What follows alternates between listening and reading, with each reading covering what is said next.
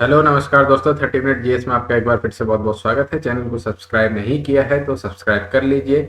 आज हम आगे बात करेंगे इन्वायरमेंट पीटी 365 के पार्ट 1 के।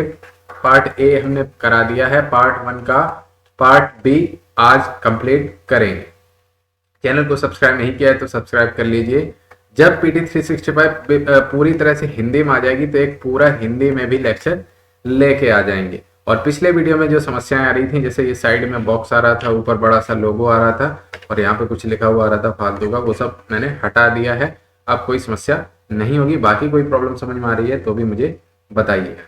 तो चलिए शुरू करते हैं। पहले हमने पिछले वीडियो में लास्ट खत्म किया था स्टॉकहोम कॉन्फ्रेंस के बारे में और कई अन्य मल्टीलेटरल एनवायरमेंट एग्रीमेंट्स के बारे में जो यूनाइटेड नेशन एनवायरमेंट प्रोग्राम के अंतर्गत आते हैं, उनकी चर्चा करी थी। आज बात करेंगे मॉन्ट्रियल प्रोटोकॉल के बारे में। मॉन्ट्रियल प्रोटोकॉल के बारे में तो ये चर्चा में क्यों है, तो सबसे पहले बात कर लेते हैं कि international day for the preservation of ozone layer कब मनाया जाता है। हमें पता है 16 सितंबर को international day for ozone layer preservation मनाया जाता है। एक पॉइंट तो यही है। दूसरा थीम क्या थी, मॉन्ट्रियल प्रोटोकॉल एट 35, ठीक है। और इसके बाद आगे था global cooperating protecting life on earth, ये था इसका थीम। इसके बाद बात करें मॉन्ट्रियल प्रोटोकॉल के बारे में तो 1987 में ये आया। 1987 में मॉन्ट्रियल प्रोटोकॉल आया और भारत इसमें इंडिया इसमें एक party. Protocol of Vienna convention for the protection of the ozone layer 1985 के तहत गवर्नमेंट्स, साइंटिस्ट और इंडस्ट्री एक साथ काम करते हैं to cut out 99% of the all ozone depleting substance. ODS बहुत चर्चा में रहता है। ओडीएस कई बार तो ऐसे ही पूछ लेते हैं कि हाल ही में आपने ओडीएस नामक एक टर्म पढ़ी होगी, तो ओडीएस का तात्पर्य है, तो आप समझ लीजिए ओडीएस का तात्पर्य है ओजोन डिप्लेटिंग सब्सटेंसेस। तो इनका जो गवर्नमेंट, साइंटिस्ट और इंडस्ट्री एक साथ काम करती हैं कि इनकी 99% तक इनको खत्म किया जाए जो ओजोन लेयर को नुकसान पहुंचा रही है। मेंबरशिप यानी ratified by all 198 UN member states including India. India भी इसका मेंबर है। टोटल 198 हैं। इसके बाद किगाली समझौते की बात करें, किगाली एग्रीमेंट की, तो ये अडॉप्ट किया गया 2016 में और एंटर्ड इनटू फोर्स इन 2019। इसके बाद इसका provided a path to achieve an 80% reduction in hydrofluorocarbons consumption by 2047। इसका टारगेट था कि 80% रिडक्शन करें, किसमें, एचएफसीज में, ठीक है। और ये क्यों किया गया, क्योंकि Montreal protocol led to replacement of chlorofluorocarbons यानी कि सीएफसीज विद हाइड्रोफ्लोरोकार्बन्स यानी कि HFC which don't destroy the ozone layer but are extremely potent in causing global warming। यानी कि मॉन्ट्रियल प्रोटोकॉल में होता क्या है कि मॉन्ट्रियल प्रोटोकॉल में ये कहा गया कि सीएफसीज को हटा के, मॉन्ट्रियल प्रोटोकॉल में समस्या ये आ गई, इन्होंने कहा कि सीएफसीज को हम हटा देंगे और इसके बाद आप एचएफसीज का उपयोग कर लेना। तो एचएफसीज का उपयोग होने लगा, तो एचएफसीज से ओजोन लेयर को नुकसान नहीं हुआ, लेकिन हाइड्रोफ्लोरोकार्बन्स जो थे ये ग्लोबल वार्मिंग के लिए जिम्मेदार हो गए। तो ये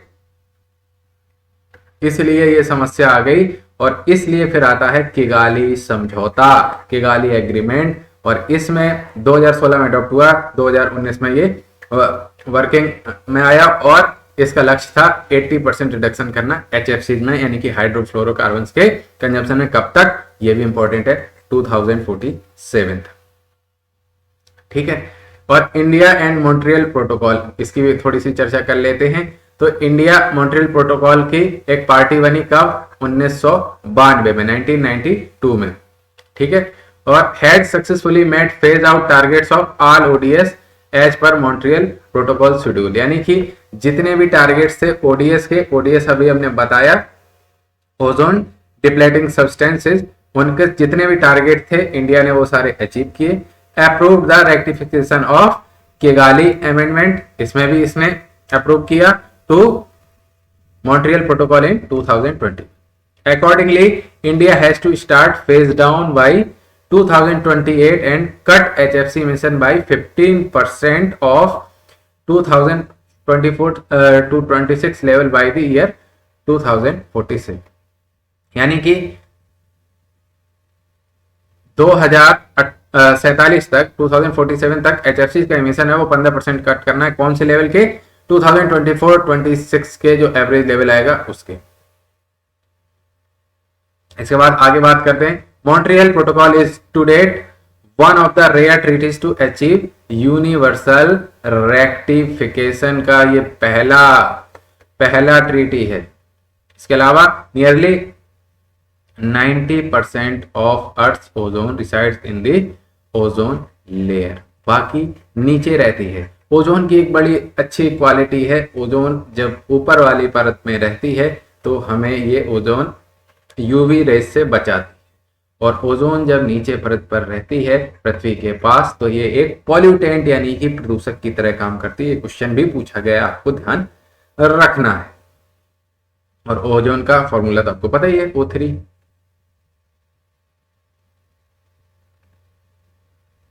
अब बात करें about ozone and ozone depleting substance. तो ओजोन लेयर ये कहां पर होती है? सबसे पहले तो आपको पता होना चाहिए, स्ट्रेट फॉरवर्ड बताइए तो स्ट्रेटोस्फीयर में होती है, और ये यूवी रेज को ऑब्जर्व करती है। कौन सी? बी। यूवी रेज भी कई प्रकार की होती हैं, उसमें मेनली जो यूवी बी है, यूवी रेज बी प्रकार की, उसको ऑब्जर्व कर लेती है, यूवी ए आने देती है। यूवी ए कम खतरनाक होती है, यूवी बी ज्यादा खतरनाक होती है। यह भी क्वेश्चन पूछा जाता है। Thinning of the ozone layer. Ozone layer कहां पर, ये कहते हैं ना ओजोन लेयर में छिद्र हो गया, छिद्र क्या हो गया ये समझ लीजिए। तो 1985 में ozone hole over the Antarctica के ऊपर देखा गया था। ठीक है, आर्कटिक नहीं, अंटार्कटिका। ये भी ऑप्शन में आपको देता है सही या गलत में पूछ के। तो ये अंटार्कटिका के ऊपर ओजोन होल देखा गया 1985। ओडीएस क्या होते हैं? इंपॉर्टेंट, फिर से आ गया ओडीएस। ओडीएस बहुत इंपॉर्टेंट है। मैन मेड केमिकल्स हैं जो हाई ओजोन डिप्लेटिंग पोटेंशियल है, जिसमें ओडीपी यानी कि जिन्हें ओजोन लेयर को नुकसान करने की सबसे ज्यादा पोटेंशियल है। एग्जांपल के तौर पर फ्लोरोकार्बन यानी कि सीएफसी बोलते हैं, हेलोन्स समझ रहे हैं, फ्लोरीन क्लोरीन वाले जो भी होते हैं। इसके अलावा मिथाइल ब्रोमाइड यानी कि CH3 मिथाइल बोलते हैं, और Br हो गया ब्रोमाइड। इसके बाद ब्रोमोक्लोरोमीथेन,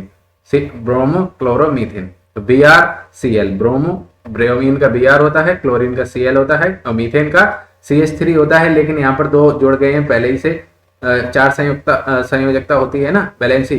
तो कार्बन से 2 हाइड्रोजन जुड़ गए, एक ब्रोमीन जुड़ गया, एक Cl जुड़ गया, तो ये क्या हो गया? CH2BrCl यानी कि ब्रोमोक्लोरोमीथेन।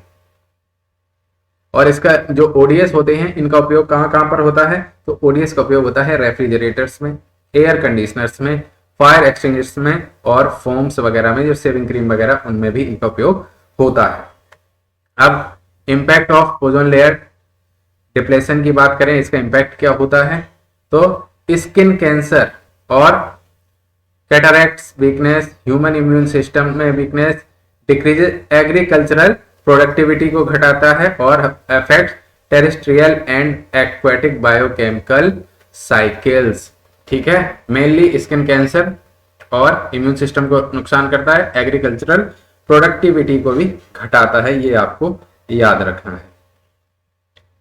ये देखिए यहाँ पर यूवी ए आ रही है, आने देता है, यूवी बी को ये रोक लेता है। Ozone layer shield earth from UV rays. और स्ट्रेटोस्फियर ये 8 से, कई जगह आपको 14 लिखेगा, कई जगह 18 तक मिलता है। ये 8 से 48 तक, तो ये एवरेज लिखा है स्ट्रेटोस्फियर 10 से 50 किलोमीटर तक की, और नीचे होता है 0 से 10 किलोमीटर, ये होता है ट्रोपोस्फियर।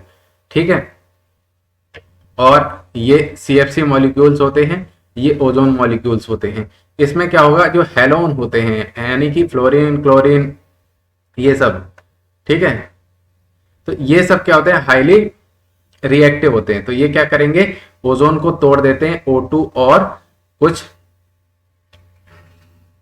अलग मॉलिक्यूल बना के क्रिया कर लेते हैं, यानी कि O3 को O2 में बदल देते हैं। तो ultraviolet rays split a chlorine atom away from the CFC, ठीक है, और फिर वो बन जाता है क्लोरोफ्लोरोकार्बन मॉलिक्यूल, और the chlorine atom breaks up an ozone molecule making a hole in the ozone layer, यानी कि ओजोन हट जाती है, ऑक्सीजन बन जाती है, और इस तरह से ओजोन लेयर में ये कहा जाता है कि होल हो गया। होल का मतलब कोई ऐसा छेद नहीं होता है, बस ओजोन लेयर कम हो जाती है।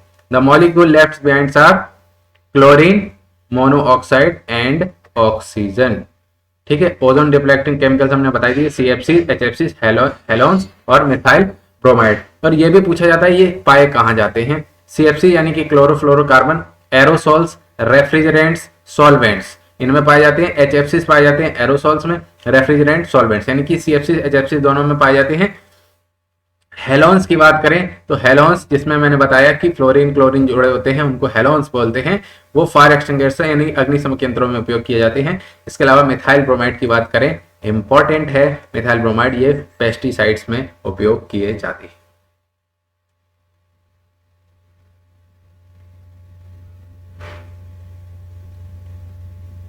अब बात करें ओजोन डिप्लेटिंग गैस इंडेक्स के बारे में, तो US national oceanic and atmospheric administration, जिसको बोलते हैं NOAA, ये रिलीज करती है ओजोन डिप्लेटिंग गैस इंडेक्स। ये tracks the overall stratospheric concentration of ozone depleting chlorine यानी कि ODC and bromine from long lived ODS related to its peak concentration in the early 90s। और ozone layer concentration किस में नापी जाती है, तो आपको पता ही है, बचपन से पढ़ते आए हैं, डॉप्सन यूनिट में। इंपॉर्टेंट है कि फाइंडिंग क्या है, ओवरऑल कंसंट्रेशन ऑफ ODC यानी कि ozone depleting chlorine in the mid latitude stratosphere in 2020 are back to those observe in 1980 before ozone depletion was significant, ठीक है। तो 2022 में उसी लेवल पे पहुंच गई है जो 1980s के टाइम पर थी। ये है कि फाइंडिंग, और ये कौन सा इंडेक्स है, ओजोन डिप्लेटिंग गैस इंडेक्स, और ये रिलीज किसके द्वारा किया जाता है, US national oceanic and atmospheric administration, जिसको बोलते हैं NOAA। और ये क्या नापती है, ozone depleting chlorine and bromine, ठीक है।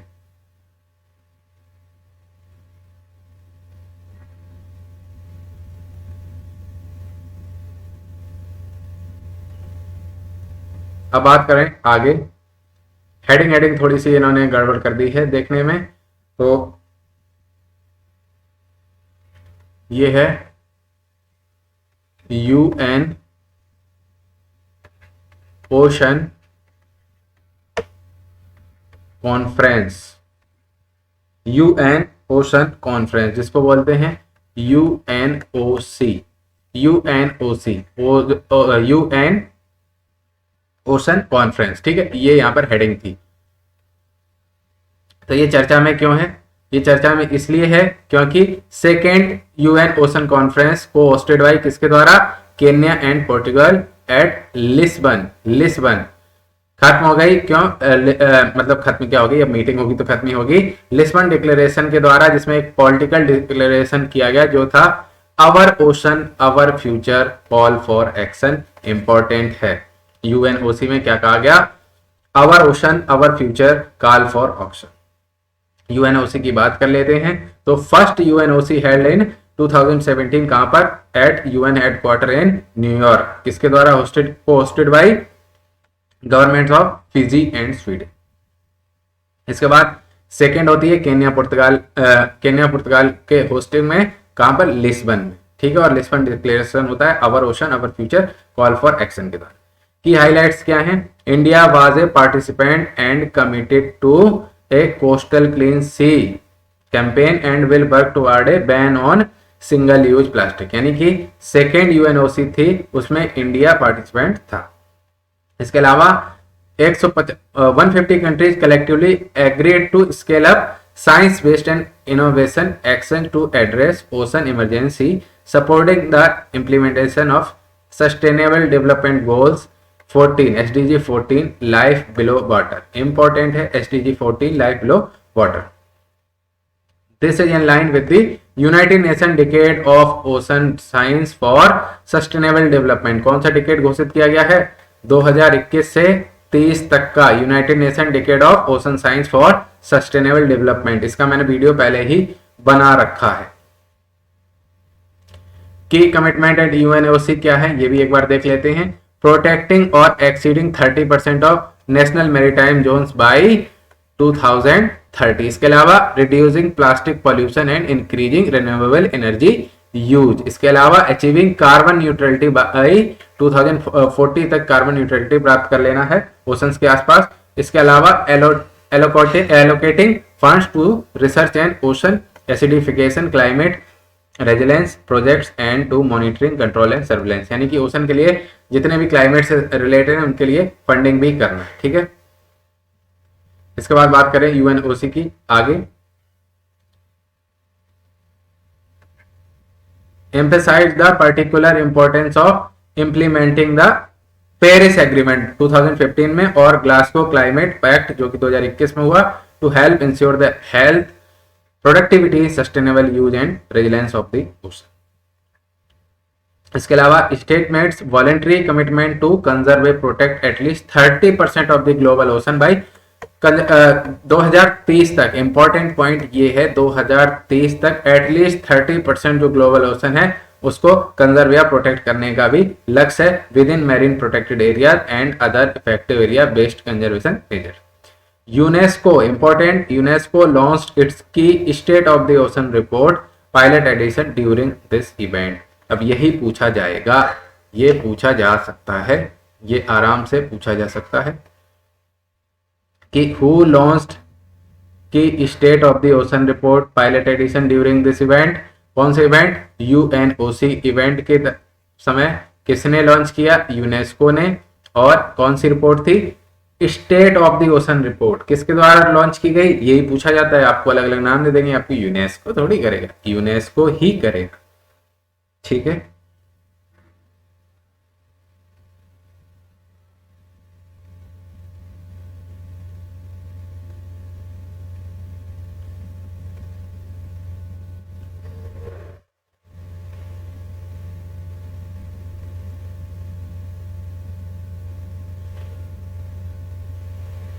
इसके बाद अगली हेडिंग है मिशन। अगली हेडिंग है ये वाली जो आपको नहीं दिख रही है, एक मिनट, ये वाली जो है इसमें आपको देख लीजिए, ये है innovation road map of the mission integrated bio refinery, जिसको बोलते हैं IRMIB, IRMIB। ठीक है, innovation road map of the mission integrated bio refinery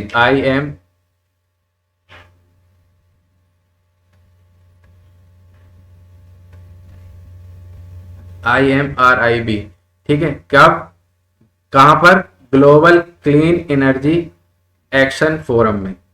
ठीक है, इसमें ये लॉन्च की गई रिपोर्ट। IRMIB है क्या?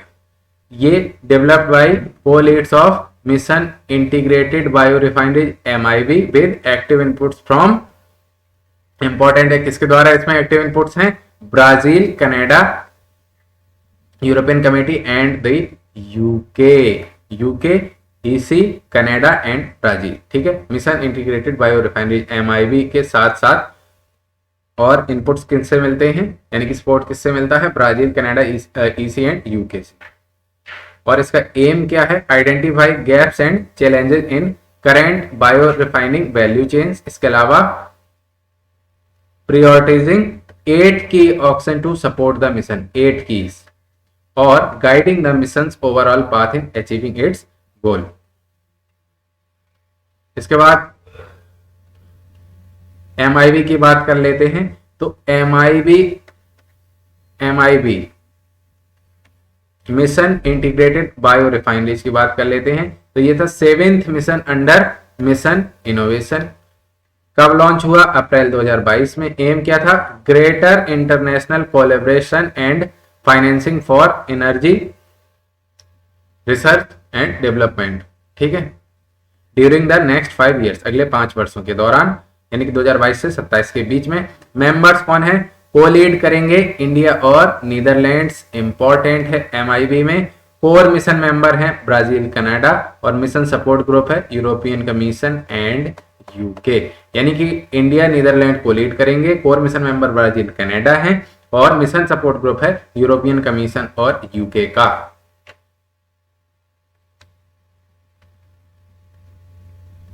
तो मिशन इनोवेशन एमआई की बात कर लेते हैं। तो भारत इसका मेंबर है। ये ग्लोबल इनिशिएटिव है किसके लिए? To catalyse action and investment in research development and demonstration to make clean energy affordable, attractive and accessible to all this decade, और consist of 22 countries and European union. यानी कि 22 countries और European union शामिल है किसमें? MI में, और India इसका फाउंडिंग मेंबर है। इंपॉर्टेंट है, एमआई यानी कि मिशन इनोवेशन का ये फाउंडिंग मेंबर कौन है? इंडिया है। First phase of the mission launched alongside the Paris agreement in 2015। Paris agreement होगा तो 2015 ही तो होगा। Mission innovation 2.0 second phase of MI was launched in 2021। अब बात करते हैं 7, ये भी पूछ लेते हैं कितने मिशन इनोवेशन है। तो 7 है। एक तो क्लीन हाइड्रोजन है, ग्रीन पावर्ड फ्यूचर है, जीरो इमिशन शिपिंग है, कार्बन डाइऑक्साइड का रिमूवल है, अर्बन ट्रांजिशन है, इसके अलावा नेट जीरो इंडस्ट्रीज है, और मिशन इंटीग्रेटेड बायो रिफाइनरी। यानी कि एमआई में ही एमआई भी शामिल है, एमआई भी 7th है। ठीक है, और इनपुट कौन देता है? Brazil, Canada, EC and UK, और कोलीड कौन करता है? India, Netherlands. Core mission member है ब्राजील और कनाडा। मिशन सपोर्ट ग्रुप है यूरोपियन कमीशन एंड यूके का।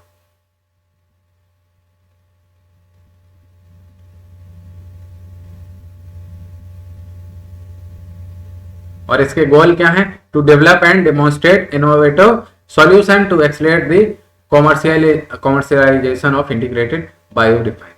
यानी कि टारगेट देखिए मुख्य रूप से 10% फॉसिल बेस्ड फ्यूल यानी कि जैव ईंधन को chemicals and materials based bio alternative के द्वारा जिनसे पॉल्यूशन ना हो 2030 तक इनको रिप्लेस करना होता है। प्रायोरिटीज क्या है? तो prioritise 8 collaborative action organised around 3 pillars of support. कौन कौन से? Supporting research development and demonstration, जिसको लिखते हैं RD&D लिखा हुआ था, accelerating pilots and demonstration, improving policy and market condition. इसके अलावा इससे रिलेटेड न्यूज क्या है कि funding opportunity on sustainable aviation fuels and hydrogen valley platform were also launched. National funding opportunity on sustainable aviation fuels to support and conduct research development and demonstration to foster technological innovation in advance biofuels and aviation application. यानी कि इससे भी ज्यादा important है hydrogen valley platform. ये किसके द्वारा? Developed by the fuel cells and hydrogen joint undertaking. ए किसके द्वारा ग्लोबल इनिशिएटिव है? क्या लक्ष्य है? To optimise the hydrogen demand and supply by on site generation and utilisation, utilise the renewable resources effectively and water access areas with geographical identity. 3 pillars आपको बस याद रखना है इसमें से कि support research development and demonstration यानी कि RD&D, accelerating pilots and demonstration, improving policy and market condition. ये आपको याद रखना है।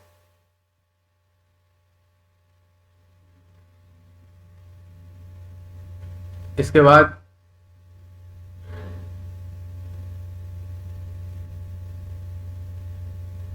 आगे क्या है? Mission life.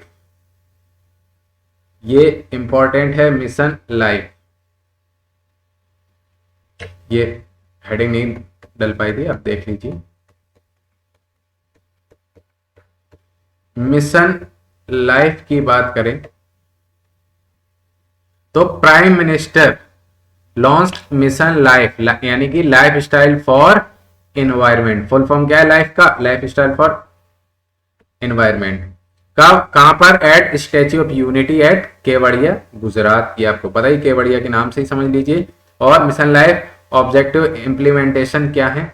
India lead global mass movement है यानी कि इंडिया के द्वारा लीड किया जाता है। Aim to nudge individual and collective action to protect and preserve the environment. और ये कंसेप्ट इंट्रोड्यूस किसने किया? पीएम ने अपने, और कब? UNFCCC की जो COP 26 थी ग्लासगो में। टारगेट्स क्या है? टारगेट्स इसके हैं mobilise at least 1 billion Indians and other global citizen to take individual and collect action for protecting and preserving the environment in the period 2022 to 27। 2022 से 27 के बीच में 1 मिलियन इंडियंस और अन्य ग्लोबल दूसरे देशों के लोगों को भी मोबिलाइज करना, और जिससे कि कलेक्टिव एक्शन लिया जा सके। कब से कब तक? 2022 से 27 तक। और एक सबसे बढ़िया बात यह है, विद इन इंडिया यानी भारत के भीतर at least 80% of all villages and urban local bodies aim to become environment friendly. कब तक? 2028 तक का लक्ष्य रखा गया है। मिशन ड्यूरेशन क्या है? मिशन ड्यूरेशन है 5 ईयर 2022 से 2027 तक, विजुअलाइजिंग 3 कोर शिफ्ट्स इन अवर कलेक्टिव अप्रोच टुवर्ड्स सस्टेनेबिलिटी। और इनमें कौन कौन से फेज हैं? तो 2022-23 में the mission will focus on phase 1। Implementation कौन करेगा? NITI Aayog to curate and inactivate in the first year. आगे subsequently implementation by the ministry of environment, forest and climate change in a non linear and non sequential manner. Vision क्या है? To live a lifestyle that is in tune with our planet and doesn't harm it. People living such a lifestyle are called pro planet people. Important है, pro planet people, यानी कि लोग ऐसे life style में रहें कि अपने planet को हार्म ना करें, और इन लोगों को कहा जाएगा प्रो प्लेनेट पीपल। इसके बाद क्या होगा? इसमें क्या कहा गया है? मिशन लाइफ में चेंज इन डिमांड में चेंज किया जाएगा, जो इन्वायरमेंट फ्रेंडली डिमांड होगी और ऐसी उसी तरह की सप्लाई की जाएगी, और पॉलिसीज में भी चेंज किया जाएगा, जिससे कि हम डेवलपमेंट नहीं सस्टेनेबल डेवलपमेंट को प्राप्त कर सकें और अपने प्लेनेट को बचा सकें। यह है मिशन लाइफ। आगे देखिए,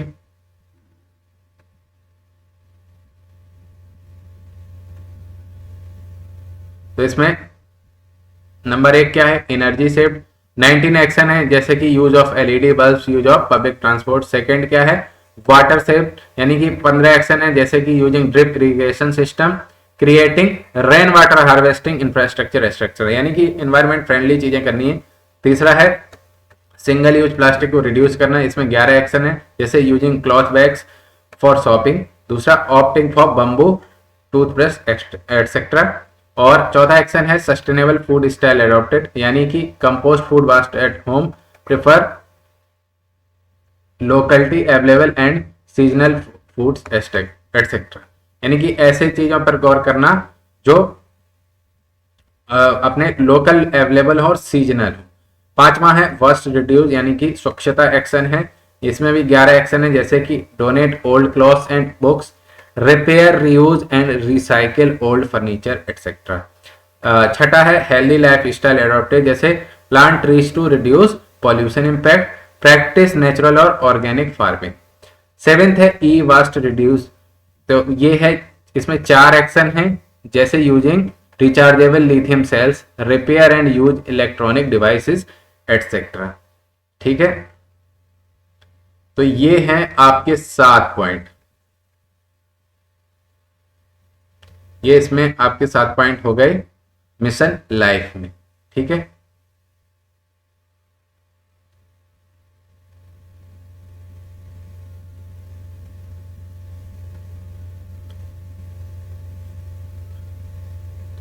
और आगे अभी क्या हुआ है, वर्ल्ड इकोनॉमिक फोरम के दावोस एजेंडा 2022 में इंडिया के पीएम ने इंट्रोड्यूस किया P3 movement that underline India's climate change commitments, और list 75 lifestyle practice under 7 category, जो ऊपर हमने दे दी हैं 7 कैटेगरीज के बारे में।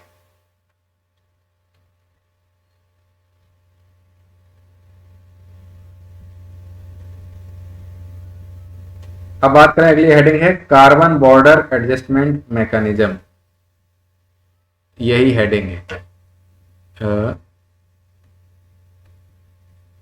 Carbon border adjustment mechanism, CBAM, ये है अगली हेडिंग आपकी।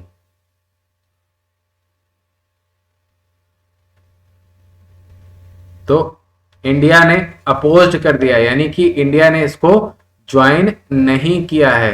क्यों नहीं किया है, रीजन समझ लीजिए। इंडिया अपोज CBAM यानी कि कार्बन बॉर्डर एडजस्टमेंट मैकेनिज्म और कार्बन बॉर्डर टैक्स। ये कार्बन बॉर्डर टैक्स क्या है और किसके द्वारा ये प्रपोज किया गया, तो ये प्रपोज किया गया यूरोपियन यूनियन के द्वारा। कब, COP27 में, जो कहां हुई थी, शर्म अल शेख में। हम बार बार इसकी चर्चा कर चुके हैं। क्यों किया, पहले पढ़ लेते हैं CBAM के बारे में। तो ये यूरोपियन यूनियन के द्वारा प्रपोज किया गया 2021 में। सबसे पहले ये टैक्स कार्बन इंटेंसिव प्रोडक्ट, यानी कि ऐसे प्रोडक्ट्स पर टैक्स लगाएगी जैसे iron, steel, cement, fertiliser, aluminium, electricity and hydrogen. जिस फ्रॉम 2026 से ये यूरोपियन यूनियन ने कहा कि हम टैक्स लगाएंगे ऐसे प्रोडक्ट्स पर जिनके उत्पादन में कार्बन एमिशन होता है। एम क्या है, to eliminate the difference in carbon price paid by companies subjected to the use emission trading system और its domestic compliance based carbon market. ये पार्ट किसका है, ये एक पार्ट है फिट फॉर 55 इन 2030 पैकेज। ये फिट फॉर 55 क्या है, ये यूरोपियन यूनियन का प्लान है to reduce greenhouse gas emission by at least 55% by 2030, यानी कि 2023 तक 55% ग्रीन हाउस गैस एमिशन हटा देना है कंपेयर टू किसकी तुलना में, 90s के, यानी कि 1990 के लेवल के। ठीक है, फंक्शनिंग कैसे काम करती है, तो EU importers buy carbon certificate corresponding to the carbon price on the lines of EU's carbon pricing rules. Deduction can be claimed from their CBAM liability if non-European producer has already paid for the emission in the country of products, also known as यही जाना जाता है carbon border tax और एक carbon leakage instrument के द्वारा। CBAM का main significance क्या है, एड्रेस कार्बन लीकेज इशू। इसके अलावा encourages the more rapid application of renewable technology. इसके अलावा incentives non EU countries to increase their climate ambition, यानी कि अब कार्बन टैक्स लगेगा तो ऐसी चीजें बनाएंगे आप जिसमें कार्बन एमिशन कम हो। Ensure global climate efforts not undermine due to carbon leakage. Upholding the polluter pays principle, यानी कि जो पॉल्यूशन फैलाएगा वही पे करेगा। ये प्रिंसिपल इस सिद्धांत पर काम करता है। इसके बाद एक carbon border tax, carbon leakage क्या है, तो कार्बन बॉर्डर टैक्स क्या है, tax on carbon emission imposed on imported goods from countries with less strict climate policy, यानी कि जहां पर कम स्ट्रिक्ट क्लाइमेट पॉलिसीज है, यहाँ पे इमिशन ज्यादा है लेकिन ऐसा उन पर कोई टैक्स नहीं है, कोई उन पर कंडीशंस नहीं है, तो उनके प्रोडक्ट्स पर टैक्स लगा दिया जाएगा। Creates a level playing field between imports and domestic products. इसके अलावा कार्बन लीकेज की बात करें तो undermining of global climate efforts due to relocation of production.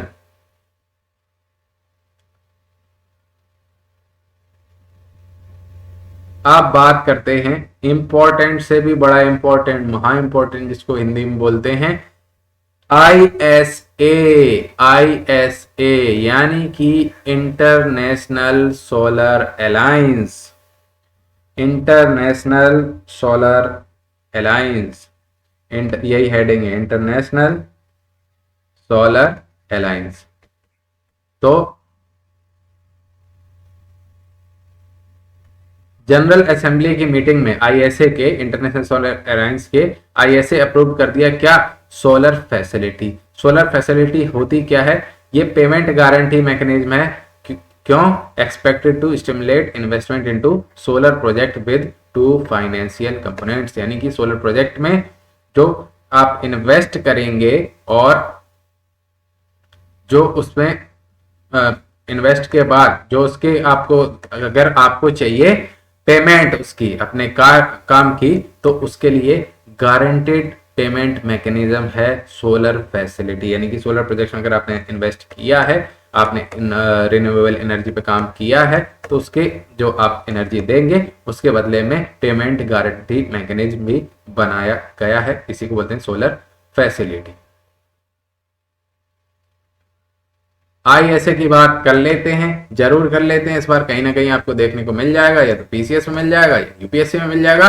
तो आईएसए का मतलब है इंटरनेशनल सोलर अलायंस, और इसका हेडक्वार्टर है गुड़गांव हरियाणा में, और इंडिया इसका मेंबर है। ये तीन चीजें तो आपको पता चल ही गई। आईएसए यानी कि इंटरनेशनल सोलर अलायंस, इसको बोलते हैं आईएसए, हेडक्वार्टर गुड़गांव हरियाणा में, इंडिया इसका फाउंडिंग मेंबर है, और ये treaty based intergovernmental organisation है।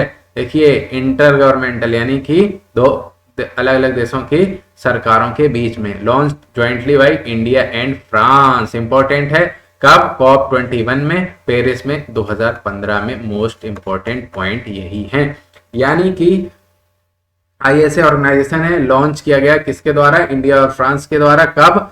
2015 में COP 21 में पेरिस में। और ये provides a dedicated platform for cooperation among solar resources rich countries, यानी कि ऐसे देश जो सोलर रिसोर्स में रिच हैं, और वाइडर ग्लोबल कम्युनिटी, यानी कि जहां पर सौर ऊर्जा का अधिक से अधिक उपयोग किया जा सकता है, उन कंट्रीज को भी इसमें शामिल किया गया। ऑब्जेक्टिव क्या है इसका? सबसे बढ़िया है टुवार्ड्स 1000 स्ट्रेटेजी, यानी कि इसकी एक स्ट्रेटेजी है 1000 स्ट्रेटेजी।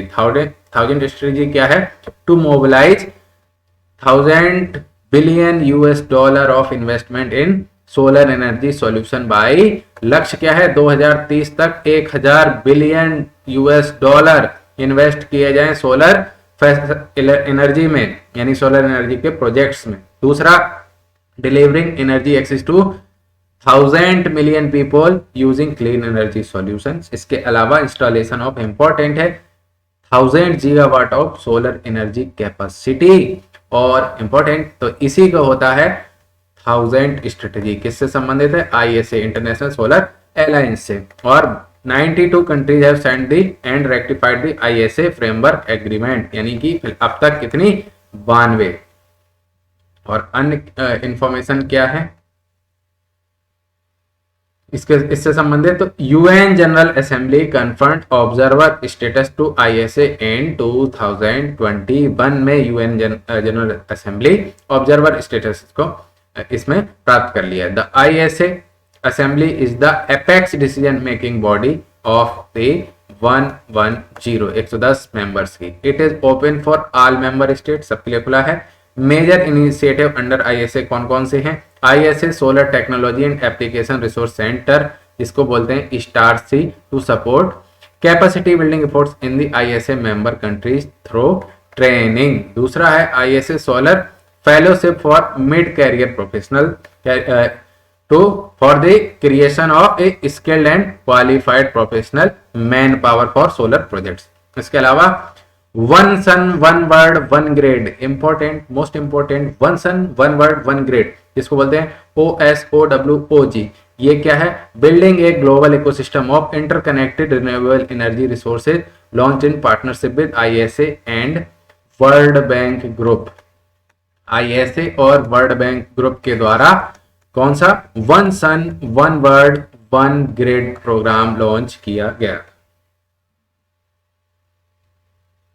ठीक है, ये बता दिया था हमने आपको आईएसए के बारे में। अब पिछले में जो हम बता रहे थे सोलर पेमेंट गारंटी की बात कर रहे थे, तो solar payment guarantee fund to provide a partial guarantee and enable investment in geography that don't receive investment, यानी कि जहां पर इन्वेस्टमेंट नहीं मिलते उनसे कहते हैं आप इन्वेस्टमेंट करिए, पेमेंट की हम पार्शियल गारंटी आपको देते हैं। Solar insurance fund to reduce the burden of insurance premium for solar developers in pre revenue phase of the product. इसके अलावा आपको सोलर इंश्योरेंस फंड भी आपको मतलब जो वहां पर इन्वेस्ट करें उनको प्रोवाइड किए जाएंगे। ऑब्जेक्टिव है to attract private capital to flow into underserved markets in Africa. और the assembly also re-elected India and France as its president and co-president, यानी कि फिर से चुन लिया गया इंडिया को प्रेसिडेंट और फ्रांस को प्रेसिडेंट। तो एक बार फिर से देख लेते हैं इसके बारे में, आईएसए के बारे में। आईएसए यानी कि इंटरनेशनल सोलर अलायंस, ये ट्रीटी थी, गुड़गांव हरियाणा इसका हेडक्वार्टर था, और COP 21 यानी कि पेरिस में 2015 में इसकी नींव रखी गई। 92 मेंबर इस ट्रीटी पे साइन कर चुके हैं। भारत इसका फाउंडिंग मेंबर है और इसका लक्ष्य है टुवर्ड्स 1000 स्ट्रेटेजी। इसका लक्ष्य का नाम है 1000 स्ट्रेटेजी। 1000 स्ट्रेटेजी क्या है कि 1000 बिलियन यूएस डॉलर का इन्वेस्टमेंट हो, 1000 gigawatt of solar power energy capacity create की जाए और 1000 मिलियन पीपल को क्लीन एनर्जी सॉल्यूशंस दिए जाएं। और UN general assembly observer status में मिलता है 2021 में। और इसके बाद इसके इनिशिएटिव हैं और उन इनिशिएटिव में प्रमुख है इंटरनेशनल सोलर अलायंस और वर्ल्ड बैंक के द्वारा one sun one world one grid initiative. और इसके बाद इसके प्रेसिडेंट अभी चुना गया है इंडिया को और को प्रेसिडेंट फ्रांस को फिर से चुन लिया गया है। अब कुछ फालतू की बात कर लेते हैं। तो MOU between ISA and international civil aviation organisation ICAO international civil aviation organisation के बीच एक एमओयू साइन किया गया है। क्यों किया गया है? क्योंकि इसको CO2 इमिशन जो होता है वो एविएशन सेक्टर के कारण, इसलिए उस पर ध्यान देने के लिए MOU साइन किया गया है। The aviation sector responsible for around 2.5% of global CO2 emission, यानी कि दुनिया में जितना CO2 इमिशन होता है उसमें 2.5% एविएशन सेक्टर का योगदान होता है। In 2015 India's Cochin international airport became world's first fully solar powered airport. Important point ये है कि 2015 में कोचीन इंटरनेशनल एयरपोर्ट बन गया दुनिया का पहला fully solar powered airport. About international civil aviation organisation, अब बात कर लेते हैं इंटरनेशनल सिविल एविएशन ऑर्गेनाइजेशन के बारे में। तो ये किस कन्वेंशन के अंतर्गत इसको एस्टेब्लिश किया गया था? Convention on international civil aviation, और इसी को बोलते हैं शिकागो कन्वेंशन के तहत इसका गठन किया गया।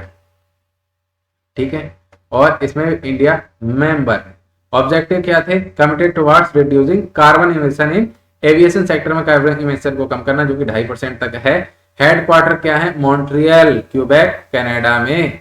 ठीक है, इंपॉर्टेंट। मेंबरशिप कौन है? Funded and directed by 193 national governments, Bharat इसका मेंबर है। और अदर की इंफॉर्मेशन क्या है? Maintain ICAO secretariat supporting diplomatic interaction और research new year transport policy and standardise innovation as directed and endorsed by government through ICAO assembly. ठीक है, ICAO का मेंबर भारत है। कुल देश 193 है। इसी को शिकागो कन्वेंशन के तहत इसका नाम रखा गया था।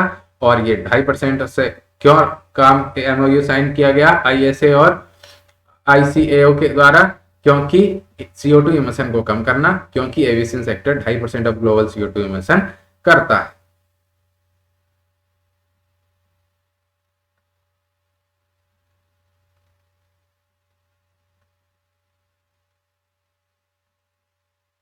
अब आगे बात करते हैं global environment facility council.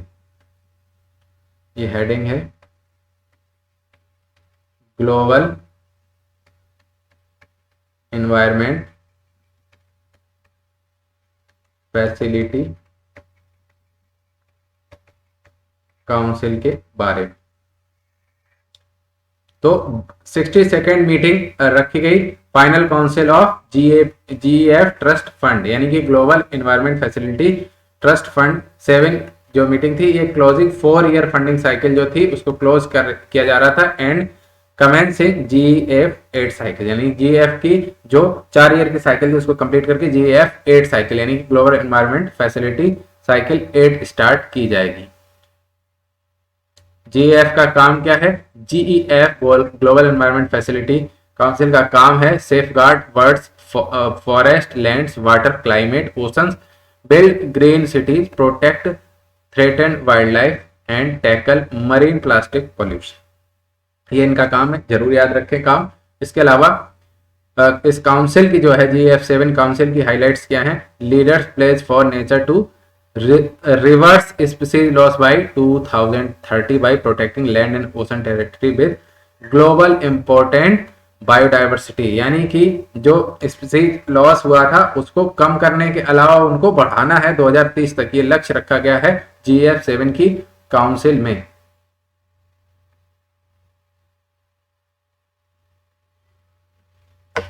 $29 donor countries have pledged 5.33 billion for GEF replacement period. ठीक है, जुलाई 2022 से 2026 के लिए to meet mature and climate targets, address threats from climate change, land degradation, chemical and waste, and easing pressure on ocean and international waters.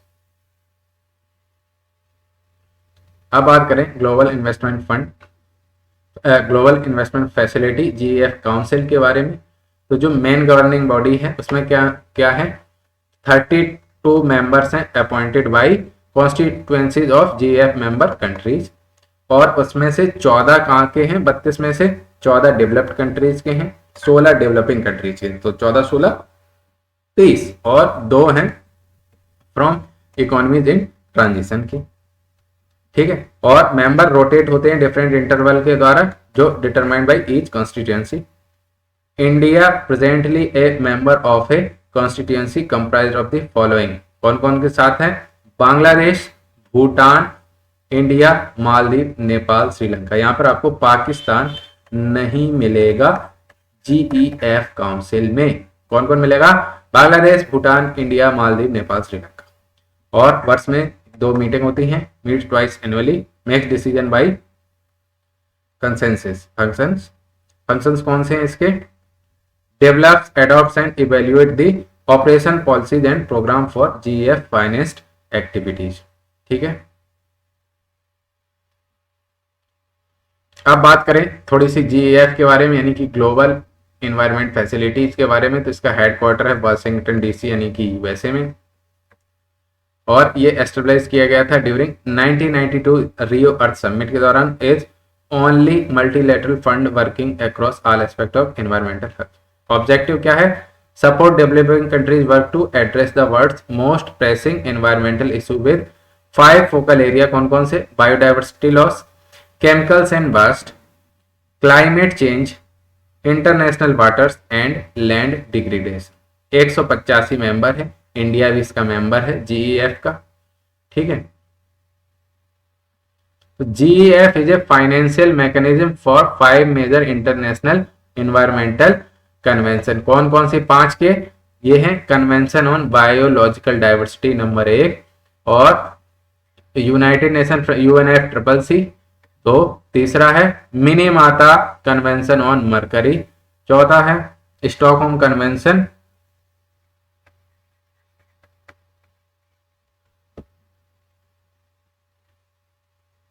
चौथा है Stockholm convention on persistent organic pollutants POPs, और पांचवा है United nation convention to combat desertification. ठीक है, ये 5 हैं जिनके जीईएफ फाइनेंशियल मैकेनिज्म 5 के लिए प्रोवाइड करता है। कौन कौन से, UNFCCC convention on biological diversity, Minamata convention on mercury, Stockholm convention on persistent organic pollutants, और united nation convention to combat desertification. इसके अलावा फंड जो है वो मैनेज किसके द्वारा किए जाते हैं, global environment facility GEF, special climate change fund and least developed countries fund. ठीक है, इसमें 3 ही है, डेवलप्ड कंट्री, डेवलपिंग कंट्रीज और इकोनॉमिक इन ट्रांजिशन। कुल 32 मेंबर है, 14 16 प्लस 2, इंडिया इसका मेंबर है। It also support Montreal protocol, global ship ballast water treaty, UN law of the sea treaty, MARPOL treaty for, MARPOL किसके लिए, shipping international convention for the prevention of pollution from ships है, वो है MARPOL, and UN agreement on conservation and management of स्ट्रेंडिंग fish stocks and highly migratory fish stocks.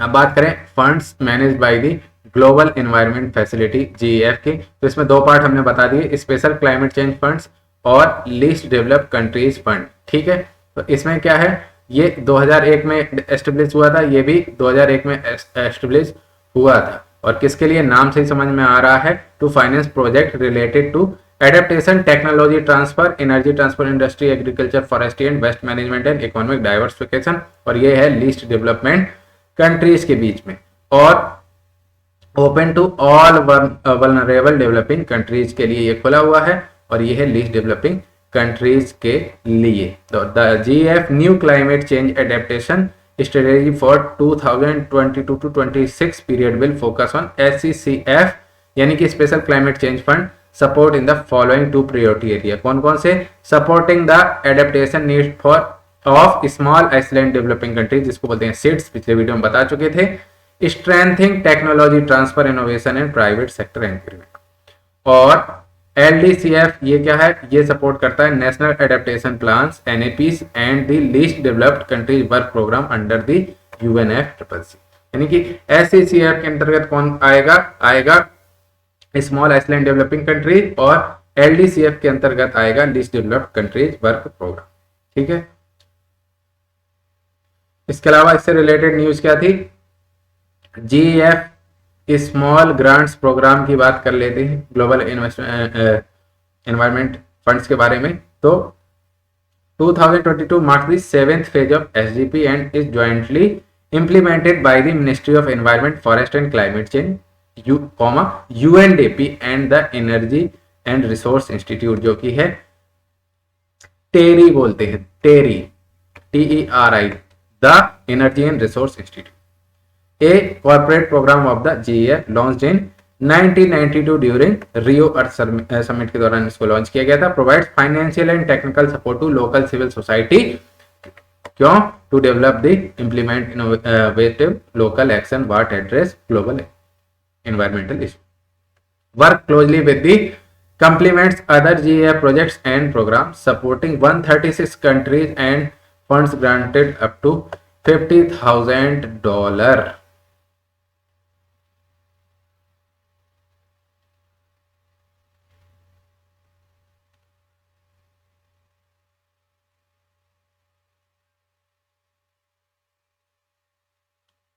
अब बात करते हैं other initiatives in news. Other, ये है heading आपकी, अदर इनिशिएटिव्स इन न्यूज, ये हेडिंग थी जो आपको दिख नहीं रही है। तो इसकी चर्चा हम करेंगे, कितना है यहाँ पर, इसकी चर्चा हम करेंगे अगले वीडियो में, इसके पार्ट C में। तब तक के लिए बहुत बहुत धन्यवाद। चैनल को सब्सक्राइब नहीं किया है तो सब्सक्राइब कर लीजिए।